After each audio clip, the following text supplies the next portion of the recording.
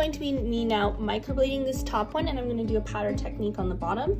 I'm probably going to just use the Cheyenne Hawk 1 round liner for this one because the skin is so oily. I'm going to skip the acupuncture with the Vertex Nano needles just because like it's so small. I'd rather have something that can kind of break through the oil and make sure that it retains in the skin. But we'll do some microblading just to show you guys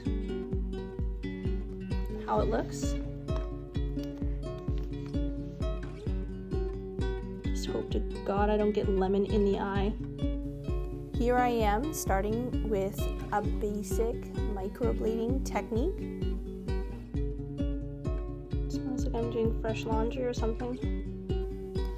So here I am doing some basic strokes and passes. I do love oily skin though, it definitely stays youthful much longer, but it's just annoying as heck for pigment retention. Okay, so I'm just gonna saturate the lemon peel with a little bit of the pigment. I'm so glad I chose the espresso color from the Tina Davies line though, so you can easily see the strokes. Okay, so come closer and look right here. Do you see where it looks like there's there's pigment under there? That's where it's not going to be as sharp and defined. And this is only one pass. Generally you do 3 passes. Meaning you go over the same spot about 3 times for the color to hold. And you have to make sure the lines are not touching or it's going to, it's called blowout. So that's a term often used in permanent makeup where the color blows out under the skin, and that's because the wrong technique was used. And blowout is just simply a term that we use when it looks like the color's gone under the skin. Happens a lot with like tattoo eyeliner as well.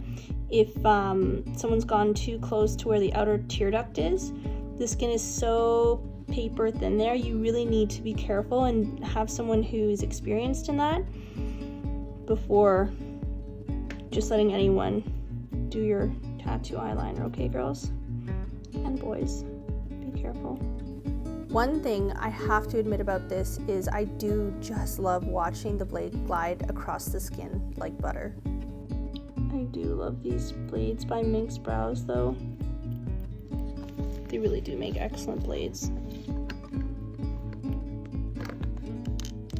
Back in the day, the Japanese used to wield katanas, but I feel like all Japanese now, we just wield microblades. It's kind of the same. My eyes are actually stinging a little bit. I think I got a little bit of lemon in there somewhere. Tears just for you guys. It's because I love you. I'm just going to speed things up a little bit while I do the second pass. While I saturate the pigment on top, it absorbs into the lemon skin, but you'll see the oil is pushing some of it back out, so I need to secure it into the skin. Pay close attention to the hue that you're seeing where I have absolutely no strokes implanted, but it looks like there's a shadow now underneath where I have worked. Now you can see the blowout happening a lot more quickly as I go through this third pass.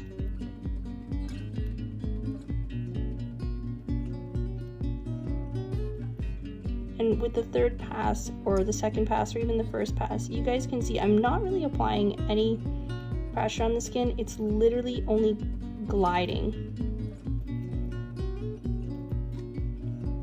across the skin. And this is my hopes in educating you guys is like, you know, I'm not a bad artist. I just know what I can and what the limitations of what I can't do is. And if the artist who's working on you doesn't know those limitations and you have oily skin and you're not in my local area and you're getting it done by somebody, ask these questions. Don't be embarrassed to, because this is your face and this is going on permanently. Microblading, a lot of these services, it's going to be there for a few years, okay? Don't be confused thinking that it's going to be completely gone in a year if you don't like it. Probably not the case unless you have alopecia, that type of thing, or if they use poor quality inks, it could be forever if it's like India carbon ink. So you want to make sure like you're using, the person on you is using high quality pigments. Make sure you ask for healed results. But yeah, This is what it would be most akin to healing like, with even more washed out, to be honest with you. But this is what it would be like when it's freshly done. But you would definitely have a lot of blowout, because you can see there's like this dark under the lines. That's what's going to happen. This is literally my favorite part about doing permanent makeup on oily skin, is absolutely rocking through it with a low speed to do my overall outline, and then kicking it up to a slightly higher speed and whip shading the brow very softly, darkest at the very tip of the tail, where we often lose the color the most quickly, and that is often where we wanted it to stay the most. Personally, I love a good ombre, something that ever so softly begins to fade into nothing towards the front of the brow, to have a very polished and elegant finished look without looking like your harsh old school grandma's eyebrow. To be totally transparent, when I first started using a machine, it was an absolute mystery to me, and I remember specifically thinking I will be a total failure at it, because it is not as easy as it looks. Taking the time and the dedication to sit and practice when no one is looking and it's dark outside and you just want your own bed is absolutely daunting at times when you're a new permanent makeup artist who paid thousands of dollars to train. But I think anyone who is a potential new client would always feel much more comfortable with someone who's taking the time to not only take a course, but to actually invest the time into taking multiple courses to take the time to create art. The painstaking hours I have taken just to make the video and then to edit this one is literally like me trying to do taxes. But I wanted you guys to hopefully get entertained by this a little bit and enjoy learning something.